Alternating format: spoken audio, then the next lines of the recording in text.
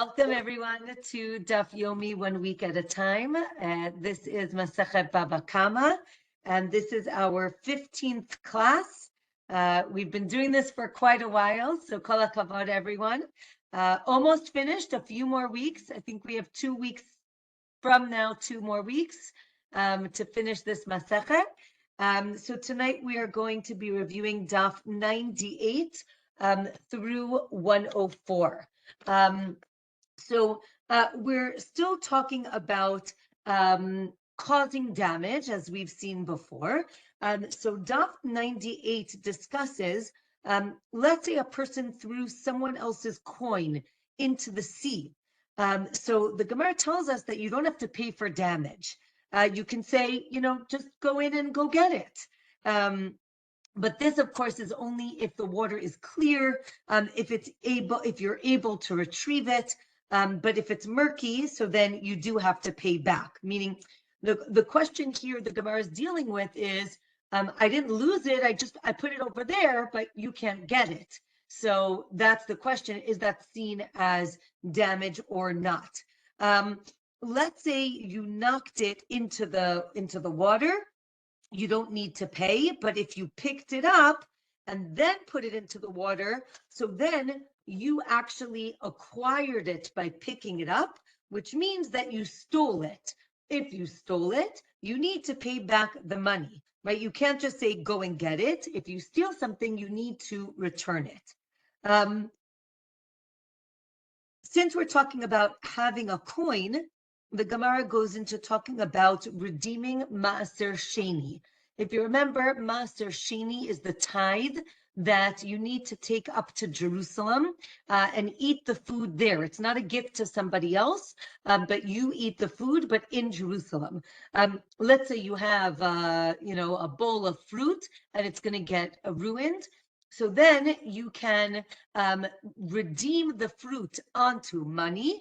Then you take the money to Jerusalem and there you buy the food. So you have to be in possession of that coin in order to redeem the Maaser Sheni on it. So again, this discussion of having the coin in order to use it. Let's say you flattened somebody's coin. I guess you ran it over with your car. You do not have to pay for damages because, again, in the old days, coins went by weight. So even if you defaced the coin, but by flattening it, the metal is still there, and you can still use it, and therefore you do not have to pay for damages. Let's say you burned someone's contract or like an IOU. So again, you did damage to the actual paper, but the person still owes the other person money. So we say that you do not need to pay for the damage as long as there are witnesses that saw the transaction, and now you can just write a new contract. Or maybe it's because maybe you do have to pay for damage because something that can cause money, it's called gorem mamon, meaning using this object will lead to collecting money, is seen as money, and therefore if you destroy the contract, it's as if you're destroying my possession, and therefore it's seen as damage. Or the opposite, we don't say that something that leads to money is like money, and therefore you do not pay for damage. Another case, let's say a person stole chametz, right? Someone stole a loaf of bread, and then now then it becomes Pesach, so someone burns it before Pesach, so you're not liable to pay because everyone was going to burn it before Pesach. So even if you left it in his house, he was going to burn it. But if he burns it after Pesach, now it's a machloket. Do we see, and this is used in the Gemara a lot, it's called Pesach, chametz she'avar alav haPesach, right? Chametz that passed the time of Pesach, chametz that passed the time of Pesach, that chametz is prohibited from having any benefit from it. Because you can't have any benefit from it, it's seen as worthless. So now if I have it, what's the value? There is no value. So there's a machloket. If now I see it as valueless, therefore you do not have to pay for damages because it doesn't have any value. Or it had value when you stole it, therefore you have to pay for damages now. Okay. And again, let's say if you burn a document, there's a machloket if about the concept of garmi or grama. This is things that, again, if you cause loss to someone, even though you didn't do any physical change to anything, you are still liable. Okay, next case, an ox that killed a person. So till the end of the trial, you can do anything to it. We actually have learned this before. It's called shor haniskal. This is an ox that is going to get stoned. Again, because it killed a person, it is going to get killed. Till the verdict is given, you can do different things to it. You can sanctify it. You can do other things. After the verdict, it's seen as not having any value. As we said before, if it doesn't have any value, so then let's say you steal it, so then you just return it, but there really is no value to it. Okay, let's go to the next. Right, let's say you stole fruit and it got spoiled. So then you have to pay back. Sorry, you have to pay it back. If it got partially spoiled, you can return it. You don't have to pay back the value, but you can return it. Okay, let's go to the Mishnah on Daf 98. And we're going to be dealing with these cases the whole class. Let's say you gave a utensil to a craftsman to fix it, right? So you have a chair, you give it to him, you say, please fix the chair, and then the craftsman breaks the chair. So now he is liable for the damage that he caused. Let's say there was a builder who was supposed to destroy a wall, but again, in those days, walls are made out of big stones. The idea is you knock it down and then you take the stones and you build a new wall somewhere else. So when he destroyed the wall, he actually broke the stones. So now they're not reusable. So the Gemara says he's liable because, again, he didn't do what he was told to do. If he thought that the wall could sustain the damage and then it fell, so then it wasn't his fault. It was an accident, and he would be exempt. Again, if it's done as an accident, or he thought that his action was not going to cause damage, so then he would be exempt. But if he did it through an action that he did, he would have to pay it. Again, if he hit the wall hard and it fell and it broke, he would be liable. So now the Gemara explains, now we're going to talk about craftsmen. Again, someone who would, fix your furniture, fix your whatever items you would give them. So let's say you give wood to a craftsman to build some furniture. So now, as he's working on it, the owner owns the wood, but the craftsman owns the furniture till he finishes the item, and then he sells it back to the owner. So the term in the Gemara is uman koneh b'shevach kli, right? The craftsman, uman. That's for you, Aliza. We're learning Hebrew. So an uman is a craftsman. So like omanut. Omanut is art. So an uman is an artist. He acquires the shevach kli, the improvement of the utensil that he makes. Why is this important?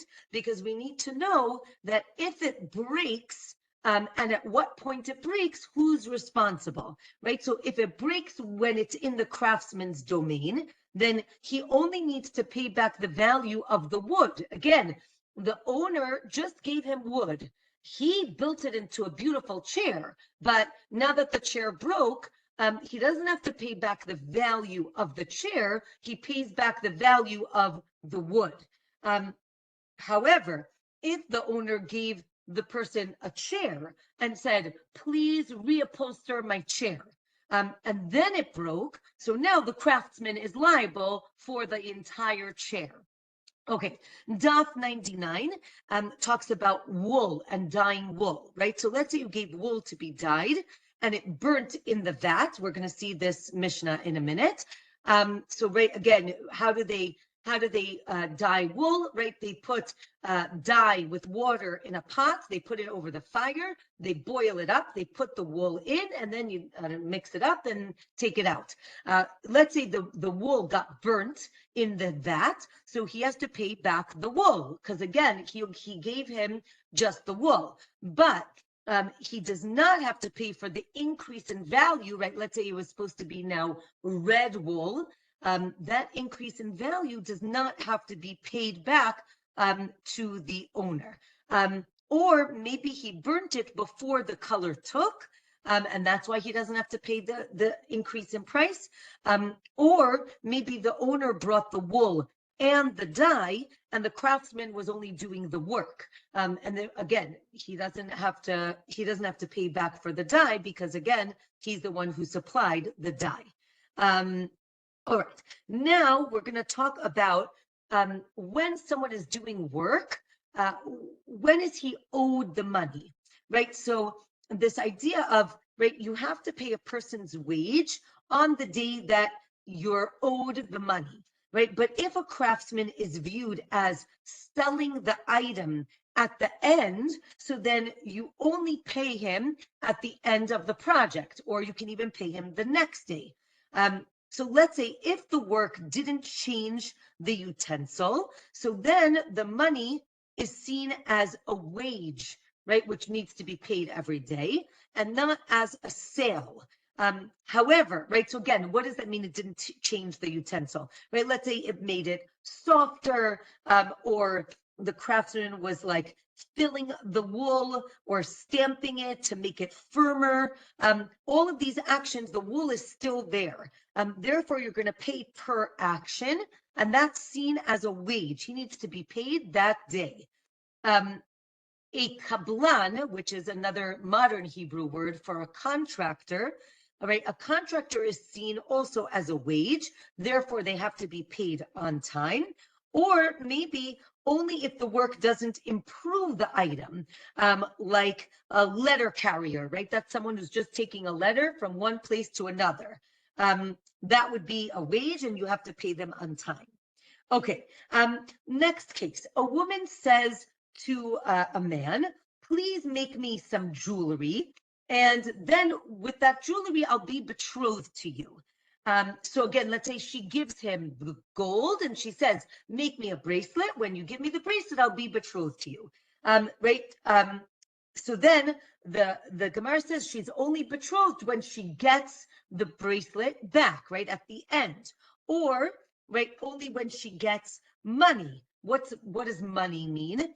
Either it means the jewelry, or it means that the jewelry maker, the jeweler, needs to add some extra money to the bracelet in order for it to be a valid betrothal.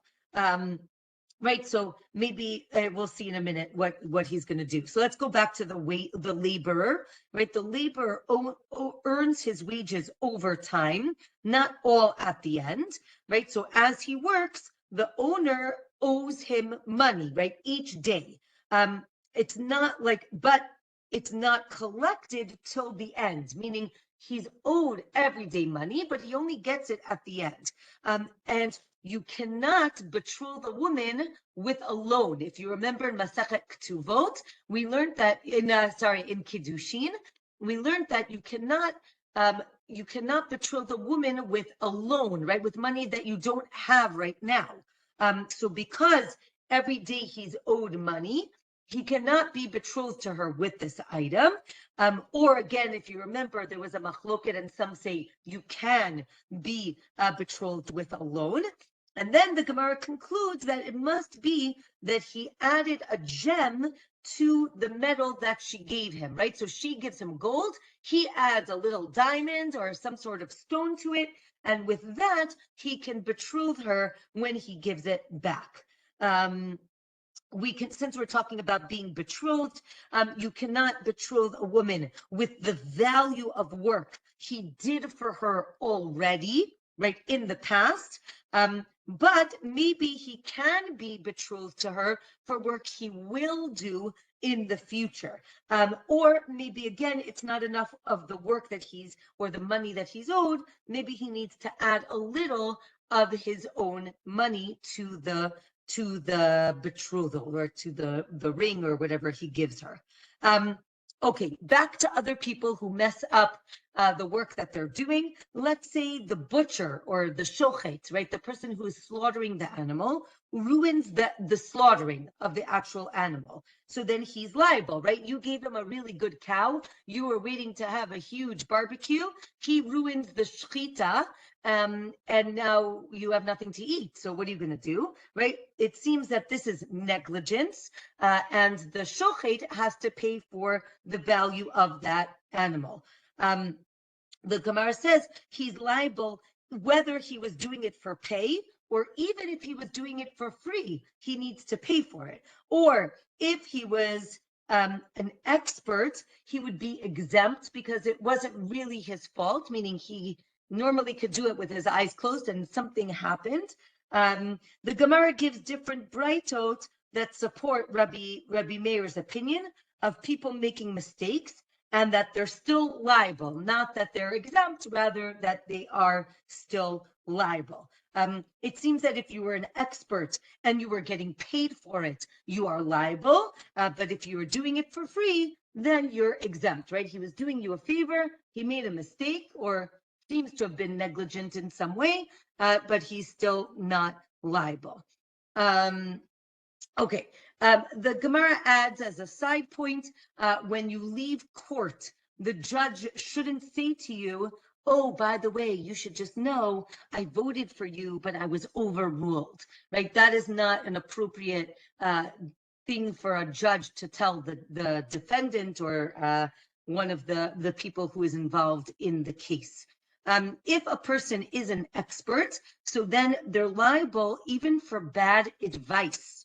Right? And if you're a super expert, so then you're exempt. It's interesting, right? The Gemara says if you're like the top expert in the world and you give advice that turns out to be wrong, you're not liable because you couldn't have known, right? You couldn't have known the circumstances that happened, and therefore you are exempt. Okay, Daf 100. It's good to act beyond the letter of the law. In Hebrew, this is called lifnim mishurat hadin, right? What we would call above and beyond. If you go above the law, right, or beyond the letter of the law, that is an appropriate way to act, right? You don't always have to do the letter of the law. You go above. Let's say, so there's a case where someone showed a person a coin and asked if it's a valid coin, and then they made a mistake and they said the wrong answer. So if you caught, right, and let's say you said no, it's not, you made a mistake. If you caused indirect damage, again, garmi, so you are liable, because again, you caused this person to lose out on their money. There are different cases of garmi, of this idea of indirect damage. A judge who made a mistake, we say what's done is done. He is liable to pay for compensation. So you see that you do have to pay, even though you didn't do anything physically wrong. The Gemara says, no, maybe this person did it with their own hands and it really is direct damage. Next case, a person who dyed wool the wrong color, you have to pay for the wool. Again, he did it physically, so the Gemara says, no, that's not indirect damage. A third case is a person who put his grapes over right, his grapevines over another person's grain, and then they grew together, so that would be kilaim. The Gemara says, no, actually that's direct because you actually did put the grapes over the grain. And the fourth one was a wall that broke down, and now, right, so there's a vineyard and a field of grain with a wall in between, and then the wall broke down, and now his grapes are near the grain, and he was told to fix the wall, but he didn't. He is liable to pay for kilaim, right? Because again, even though it's indirect, he didn't build a wall. That's not a direct damage because he didn't do anything, and he's still liable. So that shows that even if there's indirect damage, you are liable. Second, Baruch Ata Adonai Eloheinu melech haolam shel kol b'dvaro.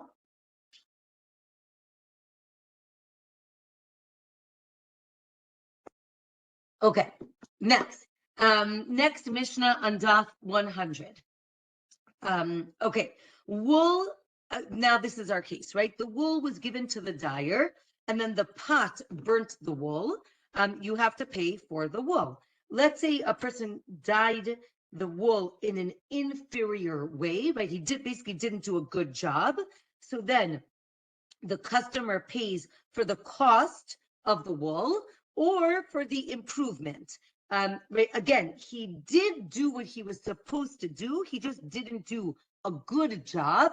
Therefore, he gets paid, but he gets paid the lower value, either the value of the actual item, right, the cost, or the value of the improvement. But he does not get the original stipulated price. Let's say he dyed it the wrong color. So now the dyer pays for the wool because he ruined your wool. If the customer wants it, again, he can pay for the lowest amount, either the cost or the improvement. Okay, so now the Gemara is going to explain all the cases. If it's inferior, what does it mean in dyeing something in an inferior way? It means that he wiped the residue of the color from the pot onto the wool. Right, that's not how you dye clothing. He does it in a really bad way. Therefore, he gets paid something, but not everything. Daf 101. Let's say you give wood to the carpenter. Again, we're going back and forth. These are all our cases of when the builder or the person, the craftsman is liable and when he isn't. So let's say you give wood to the carpenter and he made the wrong furniture. So the carpenter needs to pay for the wood, or there's like a knas, right? There's a penalty, and he gets paid the lowest value, the cost or the improvement. If he was supposed to make again, let's say you gave him wood and you said, make me a chair, but you chose the nice chair and he made the basic chair, or an ugly, I don't want to say ugly chair. Let's call it basic, right? He was supposed to make something nicer and he made like the basic one. Even though in my notes I wrote ugly chair, but okay. Right, so he gets the lower wage, again, the cost or the improvement. Again, he didn't do what he was contracted to do. Okay, now the question is, I understand basic chair, nicer chair, but what about wool? So the Gemara asks, does the dye improve the wool? The Gemara says, is it, again, so it's interesting, right? Is appearance an improvement, right? I had white wool or natural wool, and now it's red or it's black. Does that make it better, right? So we know there is an idea of it being more expensive. So here the Gemara says, let's say you stole dye and then you dyed your own wool. Okay, so here you stole just the dye. Does the dye still exist in the wool? Right, an interesting question. Right, so what does he return? Right, he can't take the dye back. That's one question. Next question is, let's say you stole dye and wool, and then you dyed the wool. Can you just return it the way it is, right? You stole white wool and red dye, and now it's red wool. Can you just return it? Or let's say you stole dye from one person and wool from another. So like, what are you going to do now? The next case, let's say you took a garment that was dyed with peels from, since we're talking about dyeing, and we know that in the days of the times of the Gemara, they would use, most of the times they would use fruit or food to dye clothing. So let's say you dyed it with the peels from a fruit that was orla or la. If you remember, orla is prohibited. It's prohibited to eat fruit in the first 3 years of a fruit tree. That's called orla. So let's say you use this orla produce to dye a garment. So what do? So the Gemara says you have to actually burn the garment because you dyed it with something that was prohibited. That shows that the garment still has orla in it, right? There's something prohibited in that garment. Therefore, you have to dye it. So that seems to prove that the dye is still in the wool. So the Gemara says, no, maybe orla is unique. You're not even allowed to dye with it, and that's why dye, D-Y-E, to color with it, and therefore it's a different case than our case with the wool. Let's say you used Shemitah fruit. Again, you're not allowed to use Shemitah fruit. You're only allowed to eat it. You're not allowed to destroy it for another reason. Again, the Gemara says, no, it's unique. It's unique to Shemitah. You can't use it for dyeing things, and therefore you can't compare it. Okay, from here, the Gemara talks about other things that could be absorbed. So it talks about a revi'it, which is like a quarter of blood that of a dead body that's absorbed into a house. Then everything inside the house becomes tameh, met, right, impure because of the dead body, right, the blood from the dead body. Let's say it's absorbed into a garment. So if you can wash it out and a revi'it of blood comes out, so then it's tameh. So again, it seems that when something is absorbed in a garment, it's still there because it can come out. And the Gemara says, no, this is a leniency with blood. It's not the same thing as dye. Okay. Okay, so now the Gemara talks about, again, for Shemitah, you're allowed to eat Shemitah produce because the way it's described is the benefit that you're getting from the produce is at the same time as the destruction, right? I eat the fruit, it gets destroyed, but I'm getting benefit. However, if I use it for something else, so here the Gemara goes on to talk about not just dyeing, but what about taking wood to burn? Can I take wood that's Shemitah wood that was grown on Shemitah, and can I use it to burn something? So the Gemara says you're not allowed to do that for Shemitah because the benefit is only after it burns, right? When do you get benefit from the heat? Only after the wood becomes a coal, then it's hot enough, and that's when you get benefit. Therefore, you're not allowed to use Shemitah wood for burning. Okay, Daf 102. There's a machloket if you can only use Shemitah fruit for eating, or maybe you can also use it for other purposes. Again, as I mentioned before, maybe you can use it for soaking flax or laundering. This is a machloket based on the verse of right. It could be lachem. It could be for you. Does for you mean anything for me? Or specifically, the verse actually says, it says le'ochla, to eat it. So maybe it's only eating and not something else. And the Gemara gives different examples of things that you can do with Shemitah things and things that you cannot do with Shemitah produce. Okay, so we're on Daf 102. Okay, so any worker that doesn't do what they were asked to do, so then he has the lower hand, right? So he gets the lower value of whatever he's owed. And if he reneges on the deal, he also has the lower hand.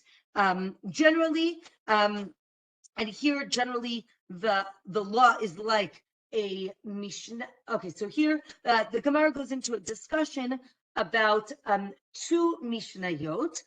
One Mishnah has a machloket, right? Two different opinions, and then another Mishnah just gives one opinion. That's called Stam Mishnah. Stam means stam, plain, right? There's no difference of opinion.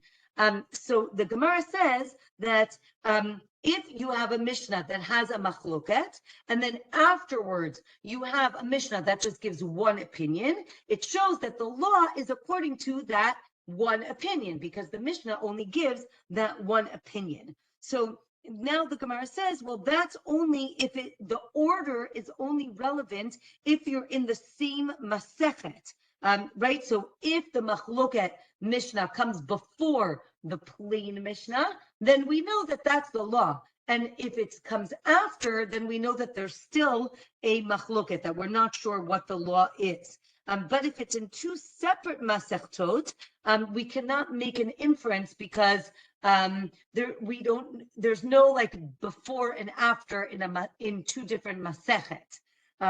However, it's interesting to note that in this machloket in particular, it's here in Baba Kamma, and the next source is in Baba Metzia.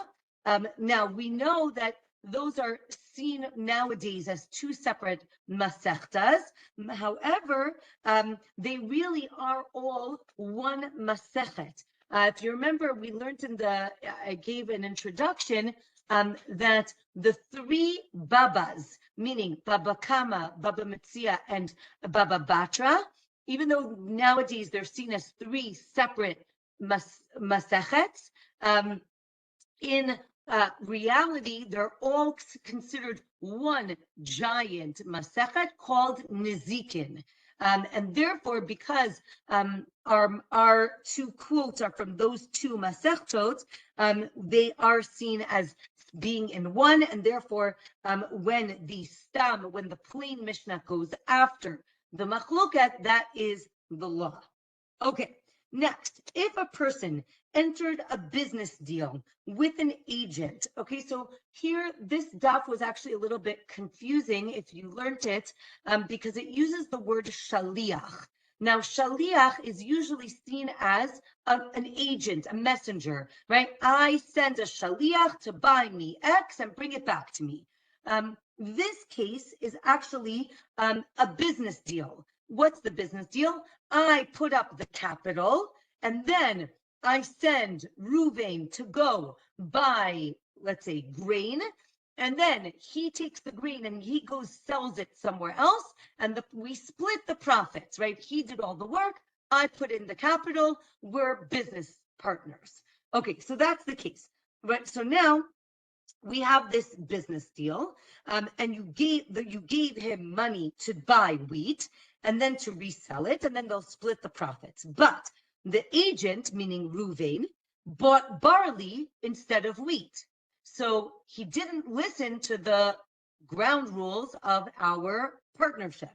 Therefore, he breaks off the partnership, and he has to go and pay back the person the money that, right, the capital, the investor, he has to pay him back, and any loss or gain, so then Ruvain, the agent, can keep it, right? Because now there's no partnership anymore. Or that was one opinion. The other opinion is any loss that the agent any loss that he causes he loses. But if there's any gain, so then we split the profits, right? So that seems to say the partnership wasn't really broken. It's still kind of there. Again, the loss is your loss, but the gain is our gain. So again, this is based on the machloket. If I didn't do what you told me, do we still have right, a relationship or not, right? Or maybe it's not the same machloket. Maybe it's different when I send, again, right? If I send a shaliach to buy me food that I want to eat, that's very different than sending a shaliach who's really my business partner. That's a different case altogether, right? So if he listened to the investor and he bought wheat, so when the seller sells it, he's selling it to the agent and the investor, right? Because they're all together. When a person sanctifies his property, so we're talking now about shlichut, right? Agency. So now the Gemara says, let's say a person sanctifies all his property. So the Gemara tells us that it doesn't include the wife's and the children's, let's say, clothing or the things that they use. So this shows that, right, or anything that he sent to be made for his wife or his children. So maybe that shows that the husband is the agent and it doesn't include things that he was sent for.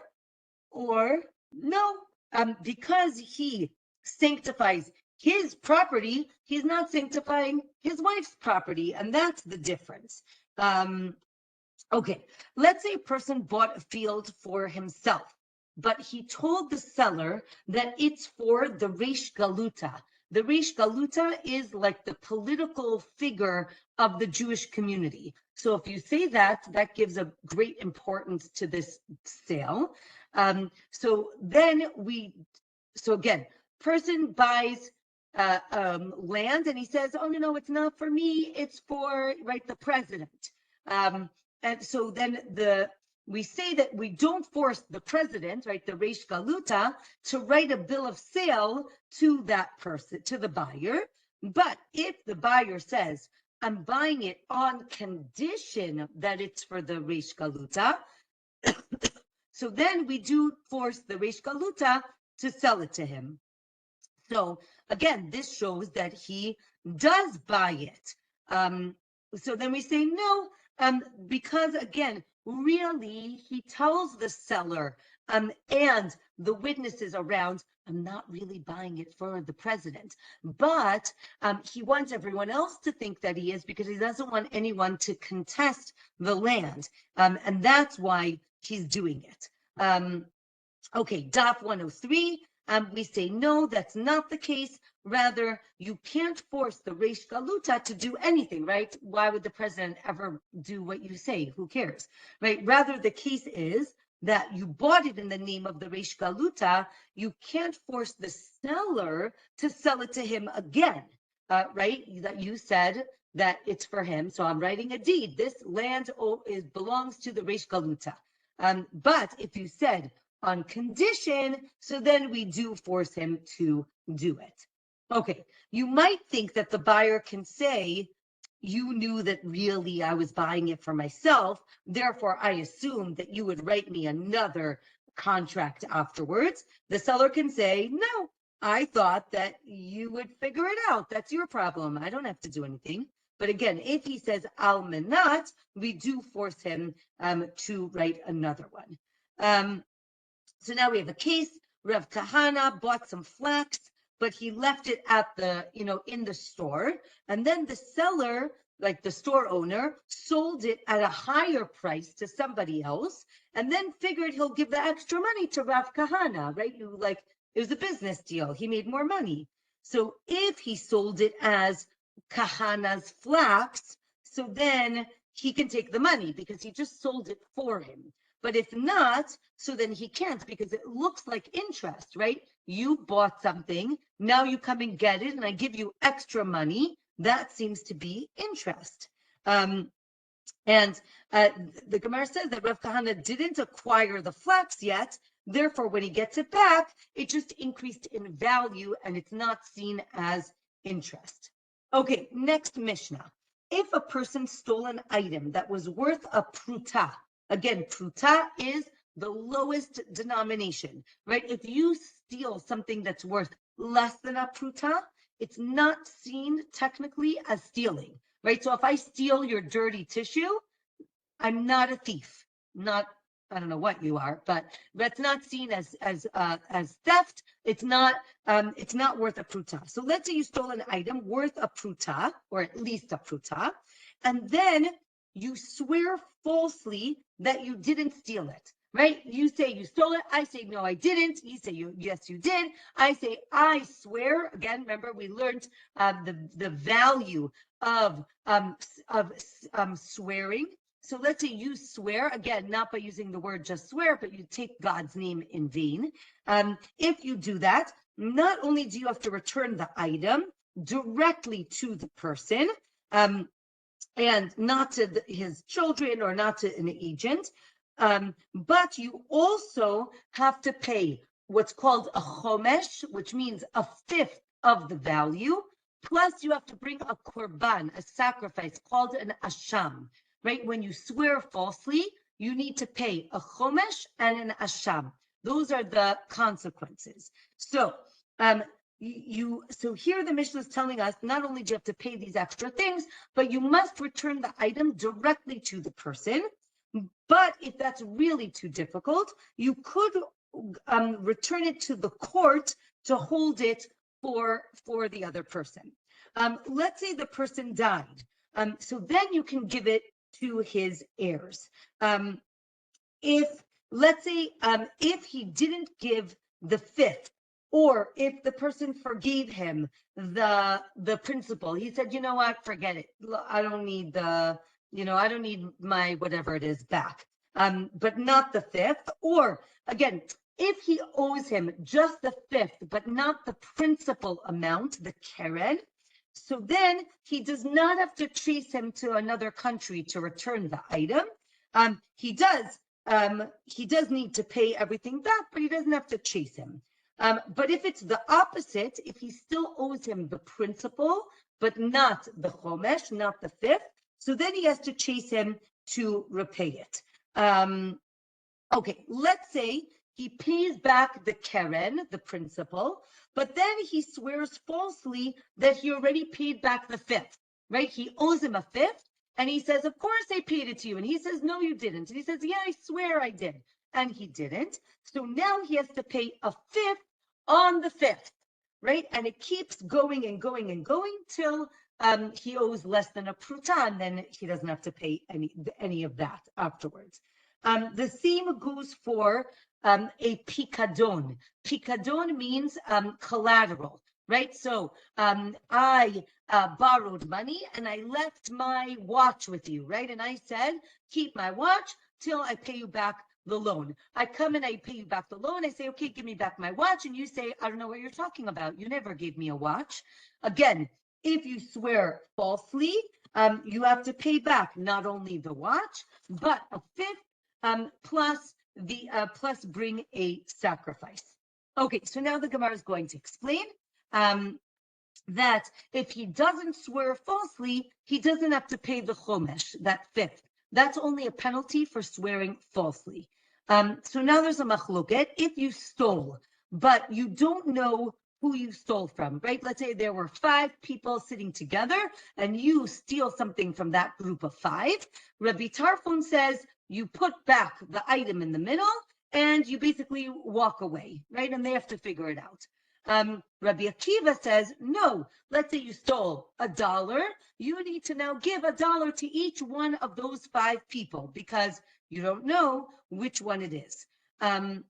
Okay, so now if the expense of traveling, the Gemara tells us that if the expense of traveling is greater than the amount that you owe the person, so then you could give the money to the court and you do not have to fly hundreds of thousands of miles away to return the item.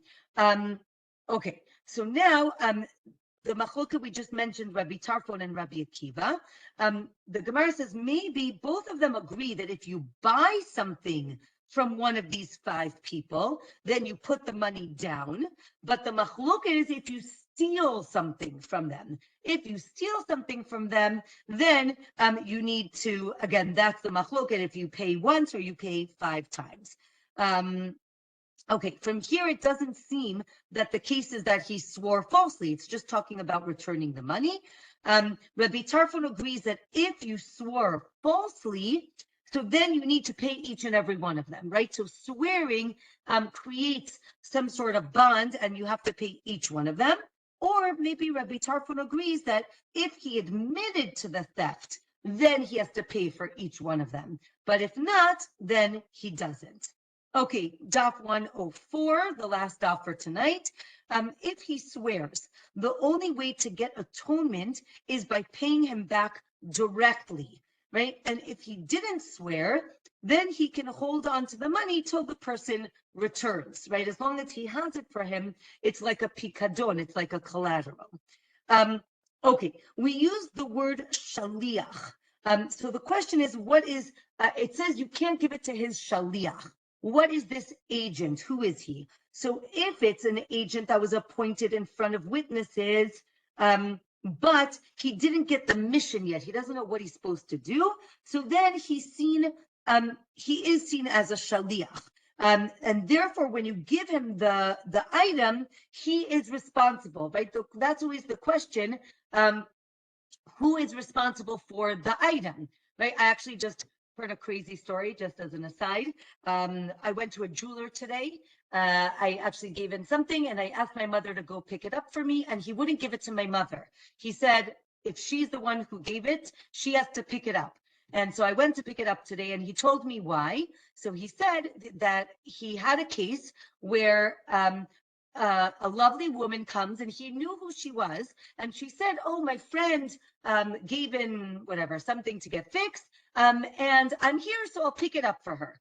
And he recognized her. She didn't steal it, so he gave her the bracelet, but unfortunately, the friend lost it, and the woman never got her bracelet. So now she was obviously very upset, and this is the question, right? Who is responsible? So the store owner said he was responsible because she didn't tell him to give it to the friend. And because of that, he actually had to give her another bracelet, like it cost him a lot of money. So that's exactly this, right? Shlichut is only, right, if she would have said, give the bracelet to my friend, then as soon as he gives her the bracelet, he's out of the picture. The friend is the shaliach. Right, but if she didn't appoint a shaliach, it's his responsibility to make sure that the jewelry gets to her, and it didn't. So, very practical case. Okay, so again, right, if the shaliach is appointed, then that shaliach is responsible, and if not, then not. Right, so let's say you hire someone to gather produce for you. It's not seen as an official shaliach, therefore they're not responsible for the item, right? The friend was like, oh, I'm so sorry, it got lost, right? But again, right, whose fault was that? Okay, right, the Mishnah says you cannot return the item to his child or to the agent, because it's not an official agent, right? It's not an official shaliach. Only if the person is appointed by the person who is stolen from, right, to collect it, then that would be okay. Or again, the agent has to be appointed in front of witnesses, then it's valid. Okay, we say that you cannot send money with like a sign with an agent, because again, that agent isn't seen as an official agent. So Naomi asked, could my mother be called a shaliach? She could have, if I would have called the guy and said, I'm sending my mother, so then she would have been a shaliach. But he's right. He's like, I don't know. So yes, good point. Okay, let's say I say to a person, oh, right, and this is right, this could be the case. Oh, you're going to that store? Okay, can you just pick up my so-and-so for me? Again, if you give him like a power of attorney, so then you see that the person is you're shaliach. But if not, so not, because nobody knows. Who knows who that person is? Okay, we said that you don't have to go all the way to the person to pay the fifth, but you do have to for the principal, for the Karen, right? This shows that the fifth is what we were calling mammon. If you remember, there were two types of things that you can pay. Mammon means compensation; you're paying back money, as opposed to knas, which is a penalty. So here it seems that this fifth is compensation, mammon, and not knas, not a penalty, even though it's a punishment, but it's seen as money that he's owed, right? So this shows that if the person dies, the children also need to pay for the fifth, because children always pay for what's owed. They do not have to pay for any penalty, right? The penalty is on the person who did it, on the perpetrator, not on their heirs. Okay, a Braita, however, says that children do not pay the fifth for their father's theft. So here the Gemara says it depends if they admitted to it, if he admitted to it or not.